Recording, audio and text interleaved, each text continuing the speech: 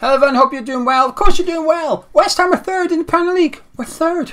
3. 1, 2, 3. First, second. West Ham United in third. I keep checking to make sure that A, it's real, and B, nobody's played since the full-time whistle went at the London Stadium that I wasn't aware of and it's altered the top four, but it hasn't. We are still there. Chelsea, Man City, West Ham United. What a fantastic start this is to the season. Unbelievable result yesterday as well. Liverpool rocking up at the London Stadium. The last team to beat us by more than a goal. That was back in January.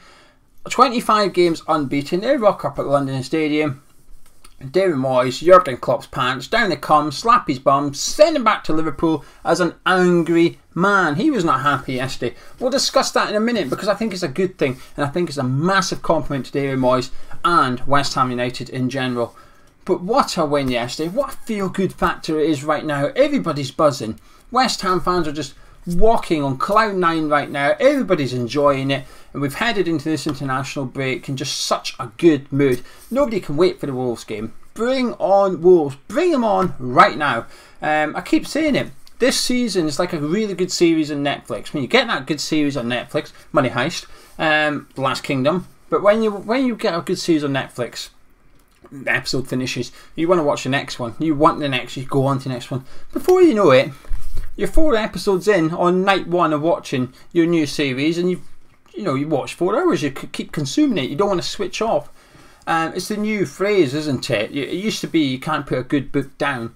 So we need a new phrase now. Can't turn a good series off. I think that's it. Anyway, West Ham are like that. West Ham at the minute are like Money Heist to me. I want the next one. As soon as the full-time whistle goes, I want the next game. Finished yesterday. Fantastic. Happy days. Blah, blah, blah. Come, I don't know, 9 o'clock last night, I wanted to play Wolves. I was ready for it. Bring them on. Bring on Wolves. I'm ready for the next game. It's a long way international break now, isn't it? I quite like international break as well, despite Scotland usually doing poorly. We've done alright recently. But I don't mind international break normally. But at the moment, I don't like it. I just want more West Ham. More West Ham, please. But anyway, yeah, a week ago, right, I did a video that I believe West Ham can finish in the top 4. I still believe that, obviously. Yesterday only helped my confidence. And don't worry, this video is not we can finish 3rd, but no, we can still finish in top 4. However, when I did the video, I was expecting not a backlash as such, but I expected quite a few people to say I was getting carried away, to calm down, behave yourself. There's hardly any of that. Majority of people were agreeing with me, saying no, this could be a special season, this will be a special season, and it feels like that. And yesterday only just reassures anybody that had those thoughts. Yesterday just confirms it. This is it's got everything set up to be a special season. Now, of course, we need things to go our way in future, such as injuries, form of other teams, so on and so forth. We'll deal with that later down the road. Okay, we all know what it takes, but as it stands, 4th is very much on the table right now. It's on the cards. We can finish in top 4, and I feel like we have to. Just to interrupt my own video now, things are going brilliantly for West Ham on the pitch, but you need to get yourself something that's just as good off it, and that's the One Football app.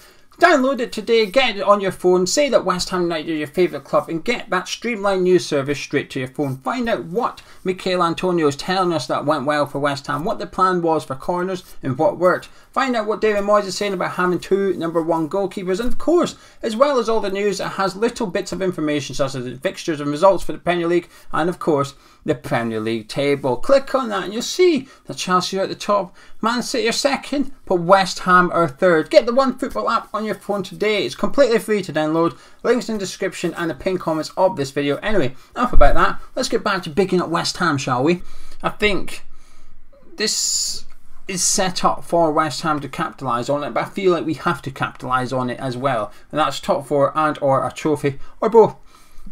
My prediction right now is we win a trophy. I'm unsure if it's what one it'll be. My prediction is we'll win a trophy and qualify for the Champions League. Now I'm wording that carefully because if we win the Europa League we do both. So we'll qualify for the Champions League and win a trophy. That's my prediction now because it just feels special. But anyway, looking at yesterday's game, Jurgen Klopp, angry man at full time, wasn't he? In the build up to the game, David Moyes doing a fantastic job. Yeah, we'll big up David Moyes before the game. We'll big up West Ham. We'll nudged Jared Bowen. Hello, Jurgen over here. Hi, Jared. And gave it all that, right? But what a difference between Jurgen Klopp yesterday and Jurgen Klopp last weekend. Last weekend, Liverpool hosted Brighton. They were 2-0 up. The game finished 2-2. Brighton could have won it. But after the game, Klopp very much praised Potter and Brighton. And rightly so. They deserved it. But he was happy to sit there and pat them on the head. Well done, Potter. Well done. Brighton are a good team. And off you go, back to Brighton. Well done. Yesterday, there was none of that for West Ham. There was some backhanded compliments. You know, well, they played good. West Ham played well this season, but that was a bit like old West Ham. Oh, backhander from Jurgen there. Do you know something? Massive compliment. Not complimenting West Ham was the biggest compliment we could get by Jurgen Klopp. Do you know why? He's scared. We've rattled him. This is my own opinion. This is not factual, obviously. I think we've rattled Jurgen Klopp. I genuinely think he's worried about West Ham this season. I think he's turned up yesterday, seen his side get completely nullified. We were the better team. We deserved the win, and I don't think he could say that. So he decided to. He did classic Fergie, didn't he? One thing I always sort of appreciated from Alex Ferguson, possibly even admired, is when his team got beat, he would take the create a headline. Do not put the headline on your team. Create a headline. Don't let it be Man United beaten by West Ham on the back pages. Don't let that happen. Create a new headline.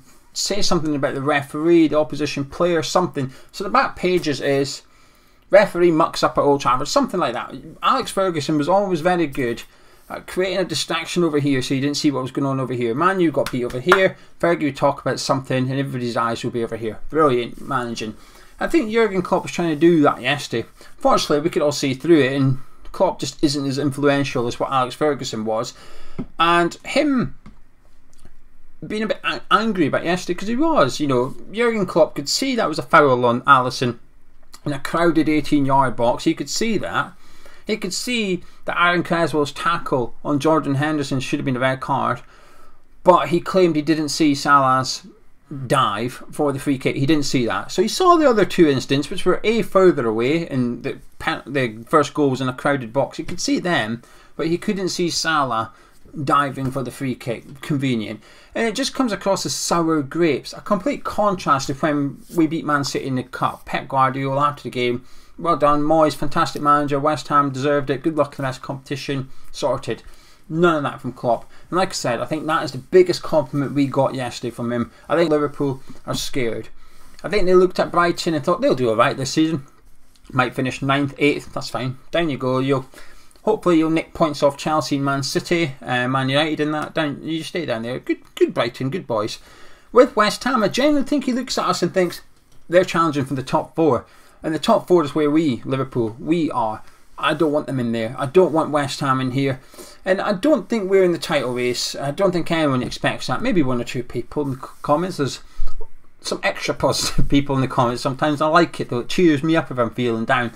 I mean, mathematically, if you look at the league right now, we're 3 points off top. I guess we are in the title race early doors. But realistically, going forward, you'd expect Liverpool to be some distance ahead of West Ham, Chelsea, Man City and Liverpool to be the top 3, then after that. And that's where we have to come top. We have to come top ahead of Man United, Tottenham, Leicester, anyone else that you consider to be in the race for 4th. We have to beat those teams. I think we will. But I think Klopp is worried. At the very worst case scenario, we're reducing the gap between us and Liverpool, and he sees us as a threat, and that's why I take yesterday as a massive compliment. But what a win yesterday. Jared Bowen in particular I'm pleased with. There's two players I'm probably pleased for him especially. One was Jared Bowen. He should be in the England squad. He should be in that England squad. Southgate gives it all this about picking players on form, so on and so forth. Well, Jared Bowen should be in the team. And it is difficult. I do sort of appreciate that Southgate's got a tough call on his hand there, because as well as Jared Bowen, you could very much make the case for Conor Gallagher and Smith Rowe at Arsenal that they should also be in the team, and I think they possibly should be. The team just isn't big enough. But yesterday, 2 assists to his name, brilliant performance, and you do think Southgate might be looking at him thinking, I've messed up not having him in the team here, to be honest with you. If Liverpool were interested in Jared Bowen, A, they definitely are now, but B, his value's gone up, not just on yesterday's performance, but form of the season so far. He's having a fantastic season. He really is just getting better every week, Jared Bowen. Yesterday only just helped cement that. And also Pablo Fornals.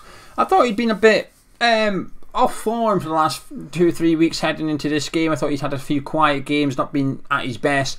But yesterday he was just absolutely magnificent. Pleased to see him back in that central role. I like that position for him. You know, we keep putting Ben Rama in there and Fornals on the left. I want that gone now. I want to see Fornals remain in this number 10 role, should we call it. You know, we signed Ben Rama. I've said it in a couple of previews. We signed Ben Rama from Brentford when he was playing left wing, paid 25 million for him. So let's leave him in the left wing position, allow him to go one-on-one with opponents. That's when he's at his best. I thought he had Alexander-Arnold on toast yesterday, Ben Rama. Thought he was brilliant. Fornals is best in the number 10. When you put him on the left, he's quite restricted. You give him the ball, there's only so much of the pitch he's got to aim for. He's only got 1 or 2 teammates around him, but you put him in the middle, he's got Bowen on the right, Ben Rama on the left, Antonio ahead of him. I think it just opens up the pitch for him completely, and I think that's when he's at his best. Even out of possession though, he hassles. If it's the Liverpool defence, or in particular Fabinho, hassles them, doesn't let them play the ball about.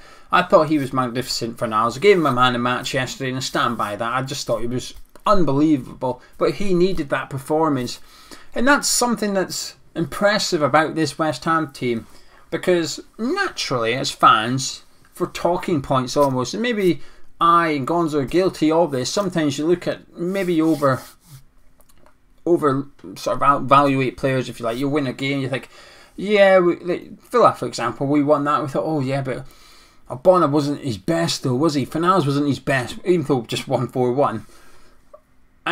But whenever you do get that feeling about players in this West Ham squad, whether it is Fabianski, Fornals or whatever, give them 1 or 2 games and they come back with a fantastic performance. Fornals in this case, Ben Rama against Genk, it's just, this team is special. And when we did the preview of the Cup game, I said to Gons, I don't see this as a starting 11 anymore. I used to. Years gone by at West Ham, we'd have a starting 11 and a second 11. We might have a starting 8, then 14 other players, and 3 of them would play week by week or something. But this just feels like we've now got an extension of the first team. And yesterday's substitution sort of confirms that. The bench was not the best bench I've ever seen. And when I say that, I don't mean in personnel. We had 1 attacking midfielder or striker on the bench in Lanzini. That was it. 1. So the squad needs reinforcements in January. I stand by that. I know we were missing Vlasic and Yarmolenko, but that just highlights it. You were missing 2 players and suddenly you only have 1 attacking option on the bench. We need to back David Moyes in January.